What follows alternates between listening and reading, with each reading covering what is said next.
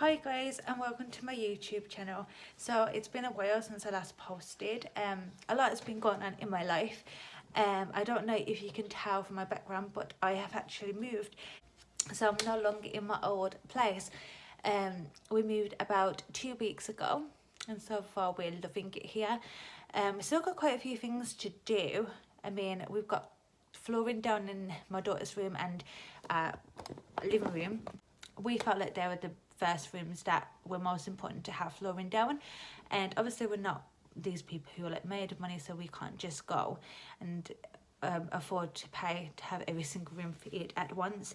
So at the moment I don't have carpet in my room, and then I just need my lino putting down in the hallway, so obviously that's going to take a bit of time, but it is on the list and it is on the list to get done. So I'm not worrying about that, and I'm just gonna let it go. I let it go to the back of my head and try not to stress or worry about things like that, because I have so much already to worry about, and I don't want this to be one of them. But when I have, officially moved in and got everything how we want it, I will be doing a tour of the apartment. So I'm really excited about that. The next thing that I wanted to say is my daughter started nursery for the first time last week, and I feel like she's finding it really hard.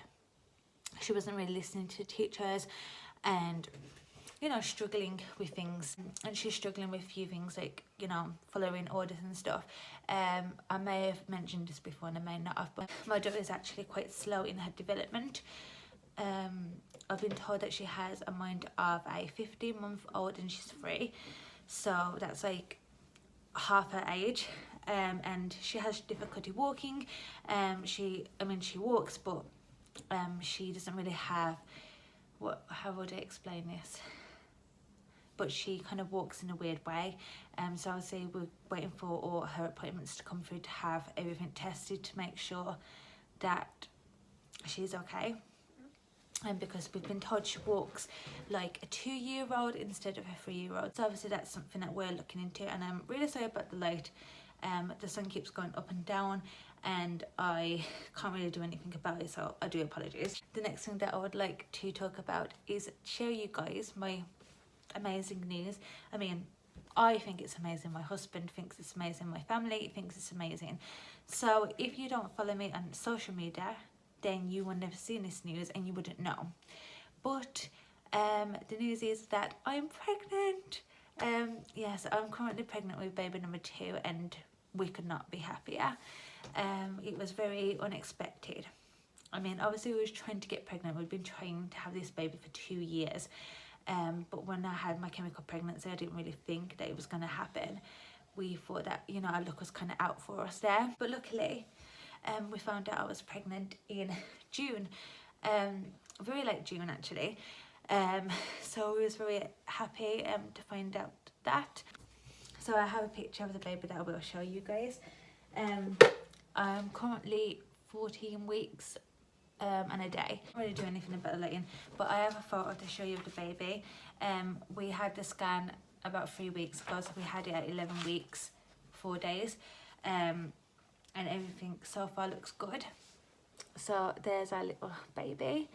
I was just so amazed how big they look, because my daughter did not look this big when we had our first scan with her, and we was like 13 weeks long when we had the first scan. So as you can see, there's the baby's head and there's the body, and her legs are up in the air. So yeah, about pregnancy, I haven't really had many cravings, symptoms. I mean, I was going through a phase where I couldn't eat a meat at all. So for the first 4 or 5 weeks of the pregnancy, I could not eat meat. It made me feel sick. And then when I was about 7 weeks along, I tried eating vegetarian, because I'd been eating vegetarian for like a couple of weeks, and I had something vegetarian, and I threw up really bad. It made me feel really sick, and now I can't look at anything vegetarian without feeling sick. So then I went back on to eating meat, and I know a lot of people have views on eating meat and everything like that, but that's what I was brought up with, and that's what I'm going to bring my kids up as well. If they decide to make the decision when they're older to not eat meat, then that's completely up to them. I'm not going to control their life, and I'm not going to stop them from making any decisions in the future. So I've mainly been eating vegetables and potatoes. The potatoes been like a really big craving for me. Jacket potato, mashed potato. And then if I have anything, it's gotta have loads of ketchup on or loads of salad cream.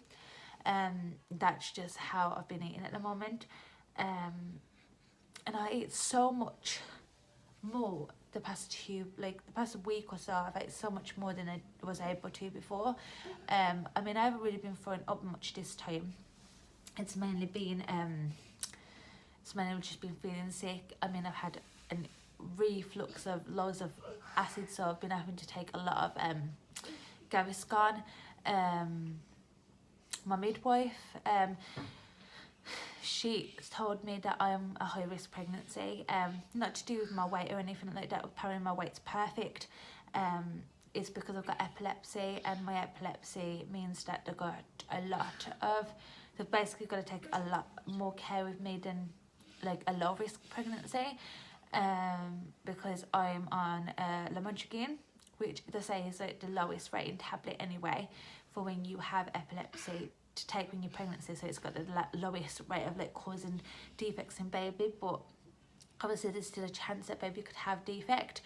So that's why I'm taking folic acid every day as well. I'm taking the highest dose, which is 5 milligram.